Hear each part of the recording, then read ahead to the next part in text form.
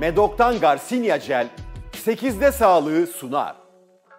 8'de sağlık kaldığı yerden devam ediyor. Şimdi sırada değerli konuğumuz beyin, omurilik ve sinir cerrahi uzmanı operatör doktor Bülent Arslan. Hocam hoş geldiniz. Merhaba. Hoş geldiniz hocam. Nasılsınız hocam? Sağ olun. Sizler nasılsınız? Sağ olun, teşekkürler. Herkesin merak ettiği bir konu, aslında çoğu insanın karşına çıkan bir konu. Bel fıtığı nedir, nedenleri nelerdir hocam? Biraz bahseder misiniz? Bel fıtığı iki omur arasındaki diskin annulus dediğimiz koruyucu bir yapıyı yırtarak omurilik kanalına çıkması. Yani disk dışarıya çıktığı zaman da işte omuriliğe, sinir köküne bası yapıyor. Bel fıtığı bu özetle. Peki hocam bel fıtığının belirtileri nedir, nedenleri nedir? Ona da biraz değinecek olursak. Şimdi belirtileri bel ağrısı olabilir ama her bel ağrısı bel fıtığı değil. Burada daha önemli bulgular bacağı vuran ağrı, uyuşma, güçsüzlük olması. Daha nadir olarak gördüğümüz idrar ve büyük abdest tutamama durumu, yani Cauda Equina sendromu dediğimiz ki acil ameliyat gerektiren bir durum. Bunu özellikle vurgulamak istiyorum çünkü hastalar hani bu semptomla durumu bağdaştıramıyor. O yüzden acil müdahale de gerektiren bir durum. Bu yani özetle eğer hasta bacağına vuran bir ağrı, uyuşma, güçsüzlük hissediyorsa bir MR çektirerek araştırmak lazım. Bir de idrar ve büyük abdesti tutamama, inkontinans dediğimiz durum var ise o da acil bir durum. Hocam kol ağrısı, boyun ağrısı, omuz ağrısı bunlarda belirtileri olabilir mi? Yok, o boyun fıtığında oluşan bulgular. Boyun fıtığı kola vuran ağrı, uyuşma, güçsüzlük yapar. Seviyesi önemli yani diyebiliriz. Evet, yerine göre bel fıtığı bacağı vuran ağrı, uyuşma, güçsüzlük yapar. Peki hocam bizim bu şikayetlerimiz oldu, bacaklarda uyuşma, idrar kaçırma gibi. Size geldik. Tanı ile ilgili en önemli şey ne? MR. MR. En değerli yöntem MR ama hastanın MR çektirmesine engel durumu var ise, yani nedir bu? Kalp pili olabilir, MR'la uyumlu olmayan bir implantı olabilir. O zaman tomografi çekiyoruz. Fizik muayenede özellikle Fizik bulgular. muayenede güç kaybını tespit etmemiz önemli. Yani eğer hastada güç kaybı varsa bu ciddi bir fıtıktır. Yani siniri hasarlamaya başlamıştır. Erken bulgu olarak uyuşmalar olabilir. Ama artık ayağında bir güç kaybı var ise sinir oldukça hasarlanmıştır. Daha ciddi bir boyuttadır yani fıtık. Peki bel fıtığı tedavi yöntemleri nelerdir hocam? Şimdi bel fıtığının %97'si ameliyat gerektirmeyen fıtıklar. Yani tamam bir fıtık oluşmuş ama omuriliğe, sinir köküne ciddi bir bası yapmıyor. Onları izliyoruz. Ama hastanın şikayetleri var. Günlük yaşamını, sosyal yaşamını etkiler düzeyde. O zaman fizik tedavi yapılabilir. İşte bir takım ısı uygulamaları, yüzey ısı, derin ısı, manuel terapi gibi şeyler yapılabilir. Ama burada bir yanlış anlaşılma olmamalı. Yani bu yöntemlerin hepsi palyatif yöntemler ve oradaki fıtığı küçültme, problemi çözme yönünde bir faydası yok. Yani fıtık orada duruyor ama hastanın şikayetlerini azaltarak izleme şansı olan fıtıklarda bu yöntemler uygulanabilir. Diğer %3'lük kısım ise işte ayağında güç kaybı ve diğer problemler olduğu için onlara ameliyat öneriyoruz. Çünkü sosyal yaşantısını sürdürme, işini gücünü sürdürme şansı yok. Götüremiyor hasta. Bunda da cerrahi yöntem olarak mikrodiskektomi dediğimiz yöntemi en çok tercih ediyoruz. Bu da şöyle, hastanede kalış süresi 1 gün hastanın. 1-2 santimlik bir yerden girerek, kesiyle girerek mikroskop altında fıtığı temizleme şansımız var bu yöntemle. İşte sinir kökü kanalında bir darlık varsa onu genişletme imkanı var.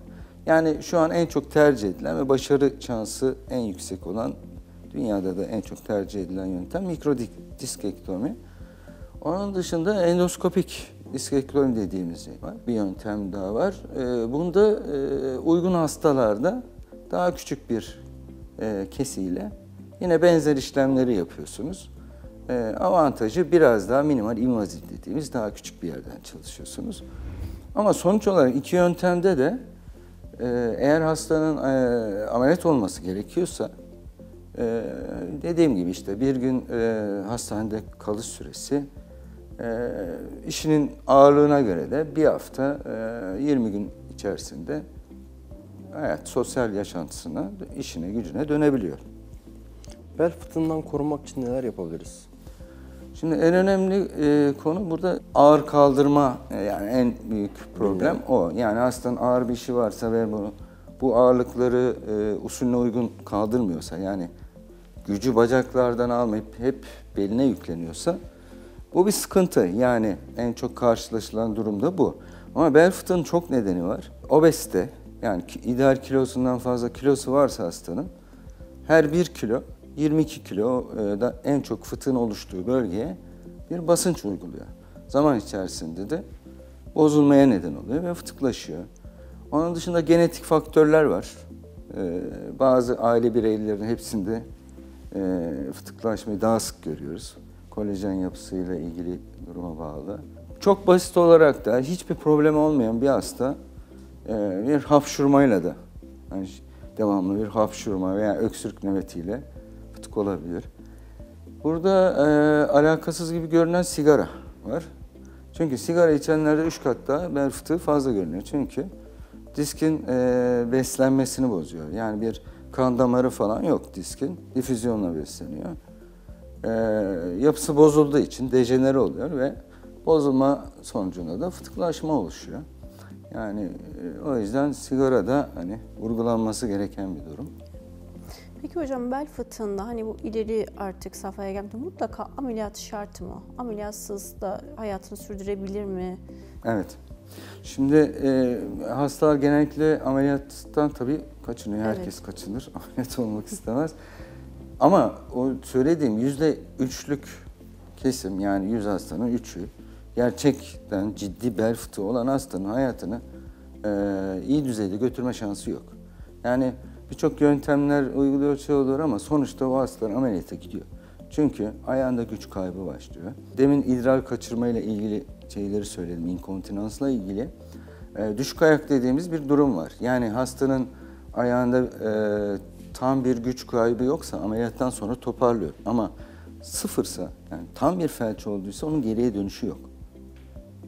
O yüzden o grup hastalara, yani nörolojik muayenede endikasyonu olan, MR'da büyük fıtığı olan, işte omuriliğe bası yapan, sinir köküne bası yapan fıtığı varsa onlara ameliyat öneriyoruz. Çünkü yaşamını idame ettirme durumu yok.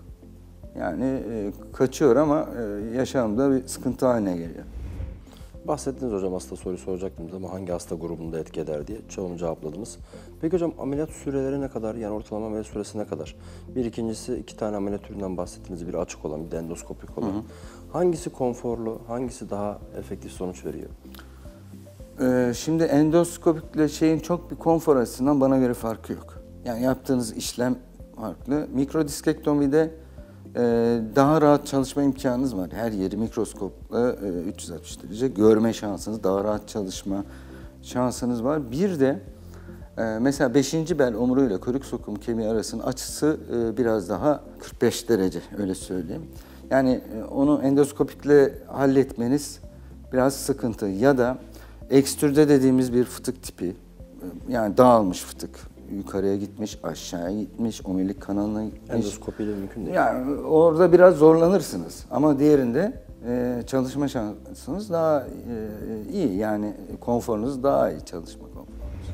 Hocam bel fıtığına ameliyatın gerekli olduğu hastalardan bahsettiğiniz zaman bunun yanı sıra acil ameliyat olması gereken hastalarınız, yani hangi durumdaki hastalara acil ameliyat öneriyorsunuz? Ya da bir de ameliyat sonrasında hastalar günlük yaşantısına ne kadar zamanda dönebiliyor? Dediğim gibi ertesi gün genelde taburcu ediyoruz hastayı. 1 hafta ama evde, ev çevresinde yürüyüşler, çok zorlayıcı bir şey yapmadan dinlenerek geçirmesini istiyoruz hastanın. İş ağırlığına göre, yani çok ağır bir işi varsa, ağır kaldırarak bir iş yapıyorsa 1 ay falan çalışmamasına fayda var. Ama bir ofis içinde işi evine yakın, o hastaların 1 hafta 10 gün sonra işine dönme durumu oluyor. Yani bu biraz değişken ama genellikle şöyle söyleyeyim, 1 hafta 1 ay arası. normal hayatına döner. Bir sorunuz daha var. Hangileri? O en önemli konu aslında. Yani Evet. hangi hastalarda Evet. acil ameliyat olması gerekiyor dediğiniz grup? Ayağında güç kaybı varsa, yani felce doğru gidiyorsa ayak, o hastanın ameliyat olması lazım. Yani orada bir bası var, sinir devamlı hasarlanıyor ve zaman kaybetmenin bir manası Yürüyüş yok. bozukluğu da buna dahil değil mi? Tabii yani genellikle işte hasta ayağını yukarıya çekemez, dizini kaldıramaz veya pedala basma hareketini yapamaz. Ayağını sürüyerek yürür. Yani o hastalara ameliyat öneriyoruz mutlaka. Evet. Yani bu cerrahi endikasyonda bu var. İkincisi de demin konuştuğumuz konu. Yani idrarı büyük abdesti tutamıyor veya mesane fonksiyon değişiklikleri var. Onlarda da yani büyük bir fıtık omurilik üzerinde ciddi baskı oluşturuyor. O da geriye dönüşü mümkün olmayan bir şey olduğu için, yani idrar kaçırma tam yerleşirse ve gecikmiş bir hastaysa, yani siz ameliyatı yapsanız da o geriye dönmeyebiliyor. Evet. O yüzden onları mutlaka ameliyat öneriyoruz. Şimdi şöyle, başarılı bir ameliyat sonrasında hasta birkaç ay sonra diyelim eski hayatına döndü. Önceki gibi mi olur yoksa hala risk grubunda mıdır? Yani biz daha sonraki hayatına dikkat etmesi gereken durumlar var mıdır? Var. Eğer hasta kiloluysa onu öncelikle vermeli. Yani kilosu varsa o bir risk faktörüdür. Yani %2-3 oranında bel fıtığından sonra tekrarlama olasılığı var 5 yılda. Yani dikkat etmiyorsa, yine aynı hataları yapıyorsa tekrarlama olasılığı var. Bir kere ideal kilosuna gelmeli. Ondan sonra çok basit ama her gün 1 saat yürüyüş yaparak omurganın etrafında paravertebral kaslar dediğimiz korse görevi, doğal korse görevi gören kasları güçlendirmesi lazım. Bunu izometrik egzersizlerle, yani direkt o bölgeye yönelik egzersizlerle değil de yüzme, yürüyüş gibi daha risk olmayan şeylerle halletmesi gerekiyor. Ama ameliyat oldu, yine işte kilo devam ediyor, ağırlıkları işte kontrolsüz kaldırıyor. Tabii ki bir tekrarlama olasılığı da var. Yani ameliyat oldum, bitmiyor. Her şey yine bir şeyleri hayatında değiştirmek gerekiyor. Evet. Bir de omurga yeni dinamiğini 4 ayda falan buluyor. Yani bu şu demek, 4 ay hasta risk oluşturabilecek şeyleri yapmamalı. Daha kontrollü gitmeli ama 4 ay sonra bir kısıtlama yok. Yani her şeyi yapabiliyor. Sporcuysa maça çıkabiliyor, ne bileyim, hayat unutuyor ameliyat olduğunu, öyle söyleyeyim. Ama hastayla uyumlu gitmek lazım. Yani ameliyat oldum bitti değil. Yanlış giden ne varsa onları da değiştirmek lazım yani. Çok teşekkürler hocam. Ağzınıza sağlık. Ben teşekkür ederim. Hocam. 8'de Sağlık'ta bugün değerli konuğumuz beyin, omurilik ve sinir cerrahi uzmanı operatör doktor Bülent Arslan'la birlikteydik. Çok keyifli bir sohbet gerçekleştirdik. 8'de Sağlık tüm hızıyla devam ediyor. Medok'tan Garcinia Jel 8'de sağlığı sundu.